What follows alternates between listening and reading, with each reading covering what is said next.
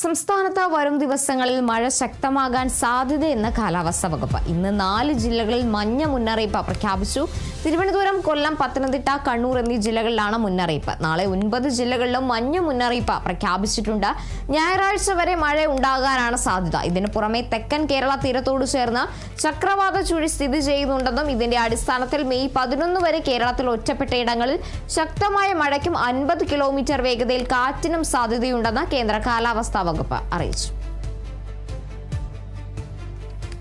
എന്നാലും സംസ്ഥാനത്ത് ചൂടിന് ആശ്വാസം എന്നോണം വരും ദിവസങ്ങളിലും മഴ ശക്തമാകാനുള്ള സാധ്യത തന്നെയാണ് കാലാവസ്ഥാ വകുപ്പ് നൽകുന്നത്. ഇന്ന് 4 ജില്ലകളിലാണ് മഞ്ഞ മുന്നറിയിപ്പ് അടക്കം പ്രഖ്യാപിച്ചിട്ടുള്ളത്. തിരുവനന്തപുരം, കൊല്ലം, പത്തനംതിട്ട, കണ്ണൂർ ജില്ലകളിലാണ് ഇന്ന് മഞ്ഞ മുന്നറിയിപ്പുള്ളത്.